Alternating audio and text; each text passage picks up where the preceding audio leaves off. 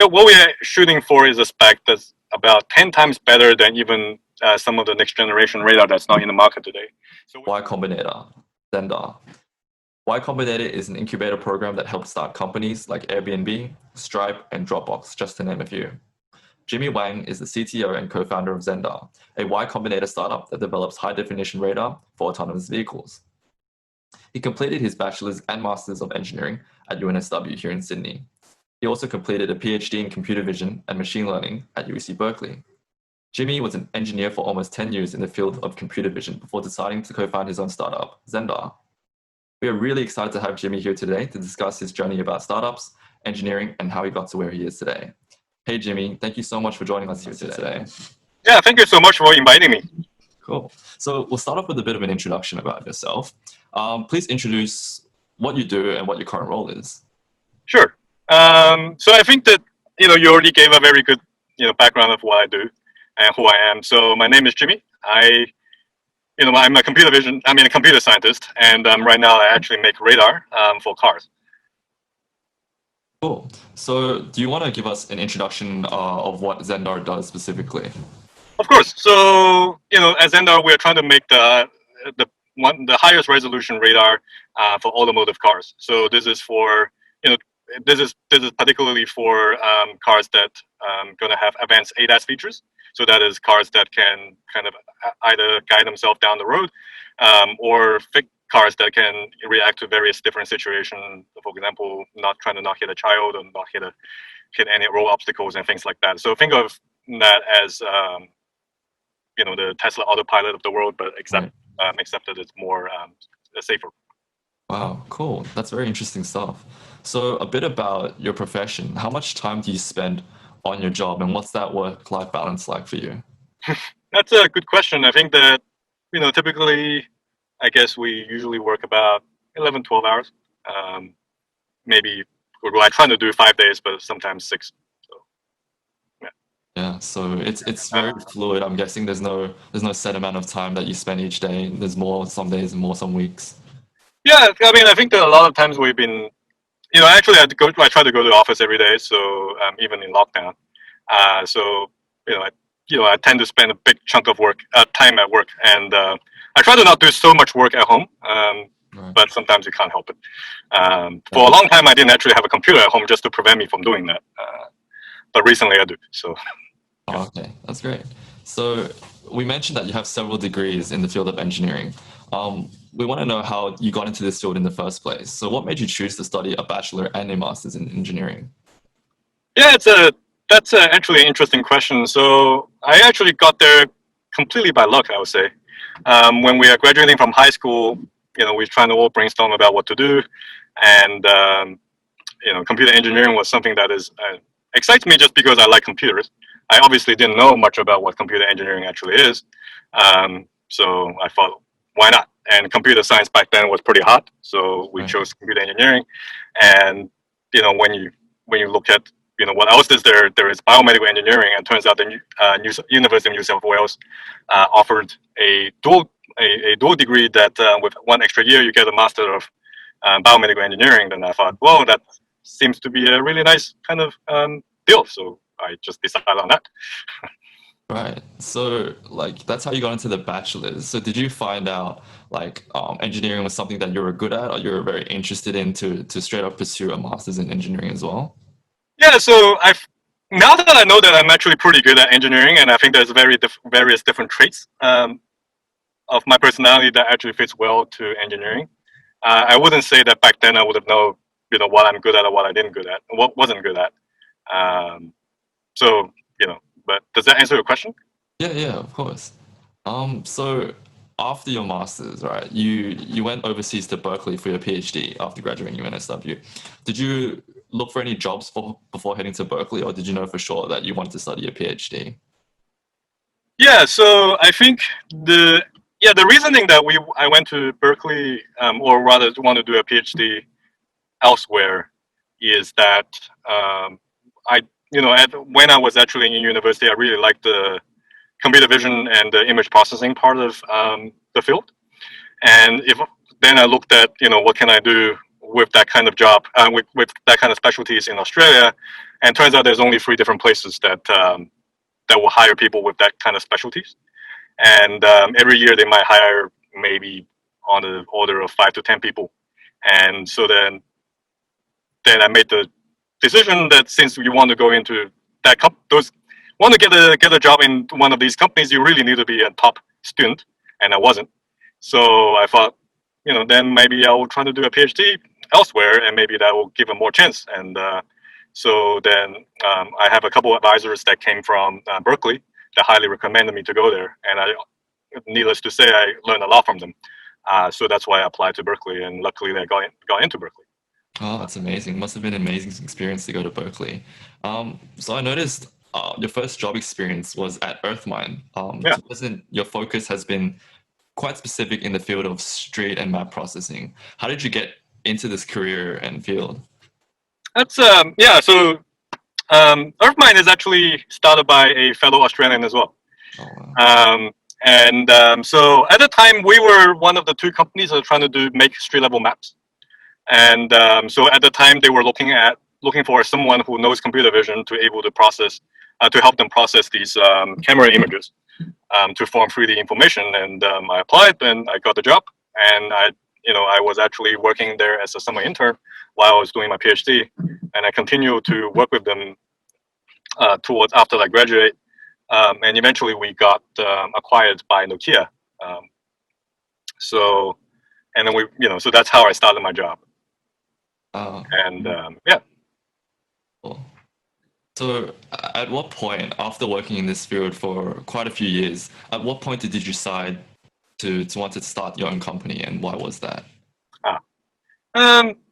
That's actually, again, pure luck, I would say.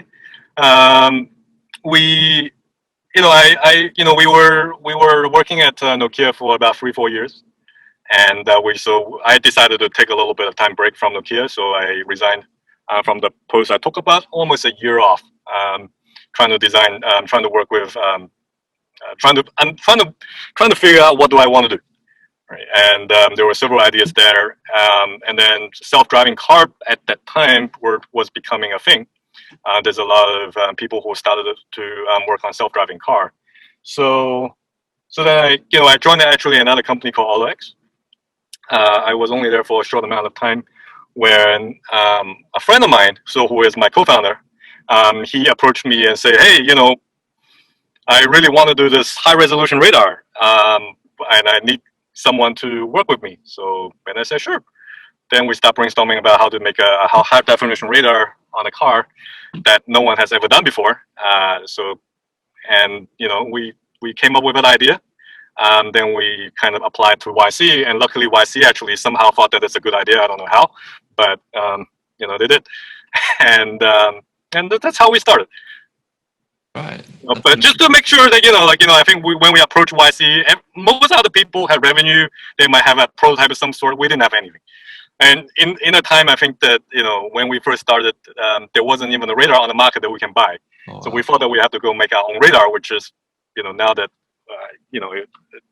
from what I know now, that's almost impossible.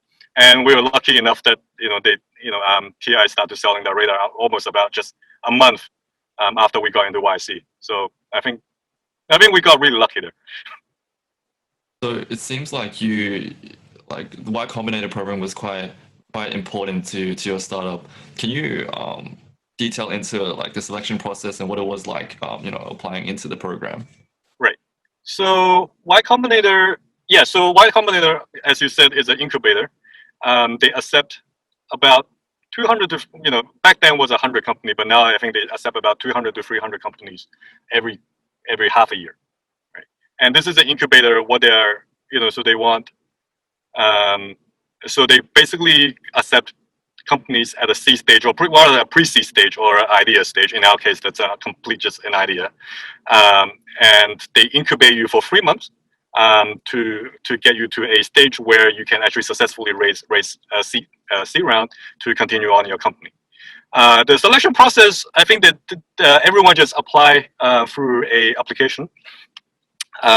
There's various different sample applications that you can find on YouTube that says what's an important application, but rather you just have to kind of articulate what you do, why you want to do that, why is it a good idea, why does anyone wants this thing, and so on and so forth. And these days they interview by phone. I think you just have to upload. I mean, video. You just have to upload a 2-minute video, and I think that's all your application is.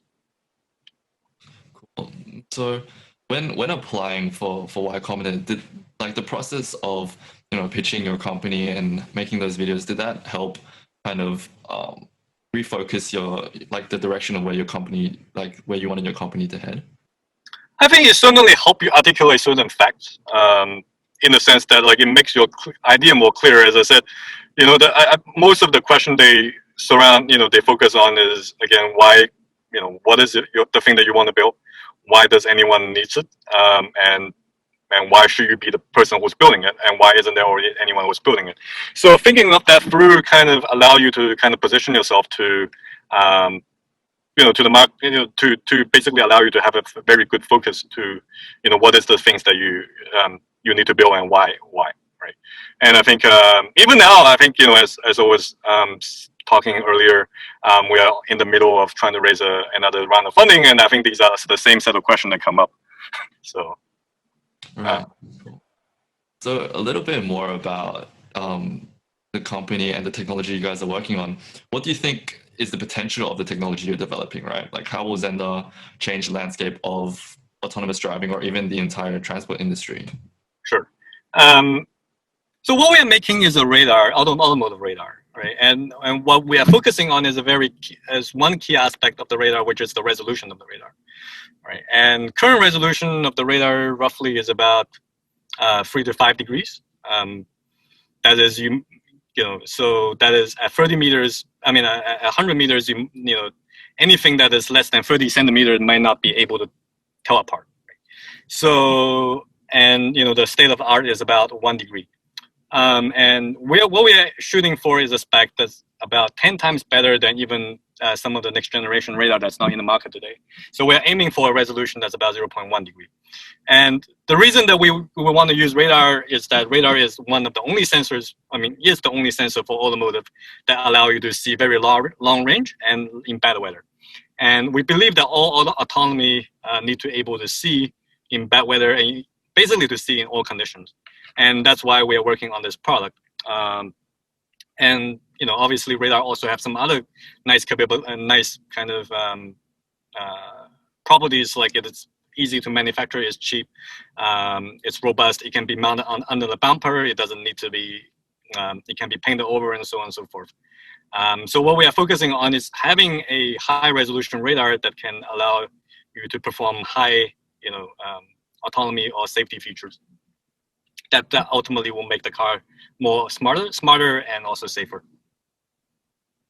That's all very that's very all right. That's all very interesting stuff. So thank you. From my understanding, there are a lot of firms that are trying to develop vision technology for autonomous driving, namely firms like Mobileye. What sets your company apart from them? Right. So I can give you the longer version of the story. I guess the shorter version is Mobileye surely have been focusing mostly on camera vision. I think they're trying to do some integration with existing radar sensors. And what we're developing is basically a new radar kind of system that something like the Mobileye can actually leverage their that can build something like the Mobileye can actually leverage our radar to build a better kind of detection pipeline for better kind of output and more robust output. Yeah, and so another question I have is, are the other firms that are working on developing vision technology, do you see them as competitors, or do you see that I've read before that you guys are working on very specific different parts of this industry? Yeah, we don't actually see any of them as competitors. I mean, even we're talking about radar sensing itself, right? I think if you look at all the companies who are doing radar sensing, everyone has a slightly different angle. We might actually be improving 2 different parts of the same product, right? So, for example, some radar company are making better chips. They're making better chipsets. They're making, some companies are making better antenna structures. Some companies are making better modulation schemes. And we are basically a system. We are basically coming at a system level, radar system level design to basically get higher resolution out of that. So I think we all can play together in the market to get the best out of a radar system. So what do you think is your ultimate vision for the company? Are you guys looking to be ultimately acquired by a larger firm, or do you guys want to stay independent in the long run? Yeah, I mean, I think that's, the first part will be a little bit hard to like shoot for. I mean, it's almost very hard to kind of aim that you need to be buy out by someone else, in the sense that it will probably shoot on into some very kind of narrow focus. So we're always aiming to kind of trying to bring the product into the market, right? And what happens along the road, that's based on what the market needs to decide. But our goal is to basically bring this market all the way into production. That goes into a car. Right, that sounds like amazing work. So you've obviously had quite an amazing career so far. I'd like to know how you progressed through that career. So did you have any mentors while progressing through your career? Yeah, I would say the CEO for EarthMine, his name is John Ristevsky. So he has helped me a lot, well, in the earlier part of my actual career. I mean, obviously that before that, I think my advisor, PhD advisor Bruno Oshausen, who also helped me a lot. He definitely taught me a lot of things that otherwise I wouldn't know today. But in my professional career, John actually guided me through a lot. He was the CEO for EarthMine, and he was my boss in Nokia. So I kind of got a lot of help from him to kind of progress through my ladder. So you can attribute like a lot of your success through like the help of your mentor, right? And so what is one of the most valuable lessons and experiences that you learned through your mentors? Yeah, so I think that's two parts of So let me talk about maybe my PhD advisor for a little bit. I think I really owe him quite a lot in terms of teaching me a lot of things that in the area of signal processing, in the area of image processing, and also in the area of neuroscience. I distinctly remember when I first came to Berkeley. He was also a fresh. He was actually moving from UC Davis, and he came in to Berkeley back in 2005, and I was his only student back then, as a rotation student. I think maybe me and another person. And he didn't have an office at that time, so he was just sitting right next to me. And every day he would just keep teaching me some random stuff, like new stuff, like hey, this signal processing thing goes like that. And I will be reading some papers. I obviously will have no idea what's going on. And he he would spend almost like a half a day just explaining to me what are these things. And every month I was asked to present something. Obviously, we present some complete garbage. And he will actually sit down, listen to this thing, and back, and knowing that this thing actually completely didn't make sense, right? But he's the kind of person who will turn this thing into something that's useful. And he will be like, this is, he wouldn't tell you that this is complete garbage. You kind of knew that. But he will be like, yeah, this thing, yeah, that thing doesn't kind of work very well, but maybe you can think of this another way, or maybe, and this will actually be a thing. So, I think he spent a lot of time teaching basically every single student of his. And I'm very grateful for that. Wow, it seems like you guys had a really good relationship and that was very helpful to you. And so now it seems like you're in a position where you could give advice from the position of a mentor. And so my question is, when you're looking to hire engineers for your team or just people to join your team, what do you look for in a candidate? Yeah, I think a lot of what we're looking for is the ability to independently think about the problem, able to kind of reason about the problem, able to actually come up with what is the actual problem you're trying to solve. That's the first step. And second is to able to devise some method that solve it. I think the first part is actually way more important than the second, and so that's usually what we are trying to look for. So, if you could travel back in time, right, what advice would you give to your 20-year-old self? And would you do anything differently throughout your career? That's a good question. I would actually, I would have to actually fairly, obviously there is something, what I don't know is what I don't know, but I actually don't think that I have that many regrets in my career. And yeah, I would actually have to say that I'm fairly lucky and all the big steps all the big kind of turning point kind of all turned out well for me. So yeah, I don't think that I'm actually going to say anything, make any different choices. I actually do think that I was pretty lucky that all the star kind of aligned in that direction. That's great. So, in 2020, like a lot of students are graduating, they're stressing over finding jobs. Do you have any tips of finding a job in your industry for graduates in 2020? Yeah, I think I would say, I would definitely say apply to as many jobs as you can. Um, be prepared for every interview. Every interview is different. Whether you apply for a big company or a small company, they all have different procedures. So make sure that you actually know what is the procedure, what is being expected from you. Yeah, I would say just go through every interview, and hopefully you will find something. I think there are a lot of companies still hiring, so I think that it's hopeful that some people can eventually get a job. Thank you so much. That's really great advice. So here ends our discussion today with Jimmy. If you would like to keep up to date with his startup Zendar, you can follow his details in the description below. Thank you so much, Jimmy, for your time today. It was great to gain insight into the industry and just learn about your career progression. For those of you that have not joined our Facebook group, please find the link in the description. To our audience, thank you so much for tuning in and hope to see you again. All right, thank you so much.